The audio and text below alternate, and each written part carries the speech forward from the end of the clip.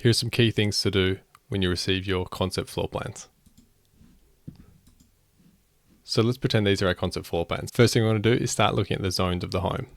The reason we look at the zones is because it's going to tell us if there's any issues with how the spaces are grouped together. This is a very common technique used by architects and designers, but it can be overlooked.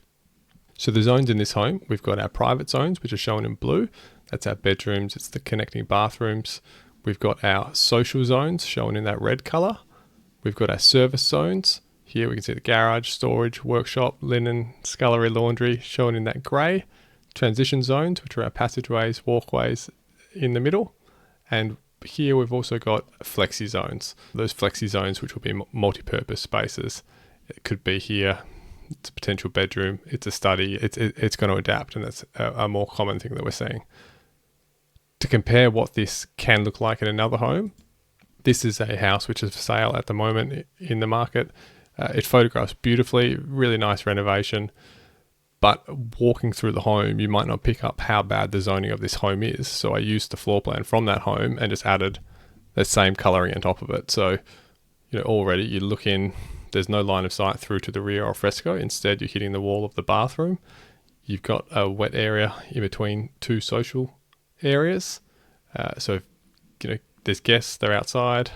They're either coming in here using the bathroom that connects to the living areas, or they're walking through the whole house to go in here, which could be disruptive if there's people sleeping in here.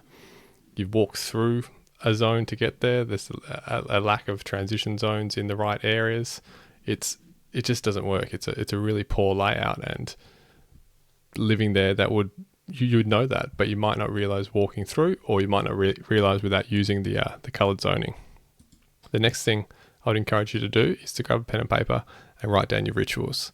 So these are those daily or weekly habits, routines, scenarios that you go through. So I've got a few here that we'll talk about. One of them is the food shop.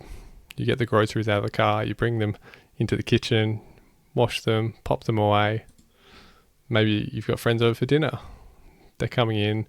Where are we going first? We're heading out to the al fresco, having some food on the barbie. Maybe we're going in for a drink, putting some dishes away. If people used to use the bathroom, which one are they going to be using? Or maybe it's the morning routine and it's getting ready, going out, doing some yoga, whatever it is. Run through those and start to try and visualize what that looks like for you.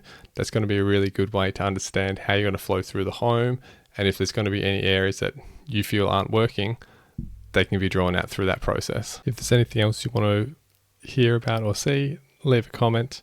If you've enjoyed the video, like it or share it. And also remember to head over to the Australian Build Stories podcast to hear from people who have built or renovated about that journey. Thanks.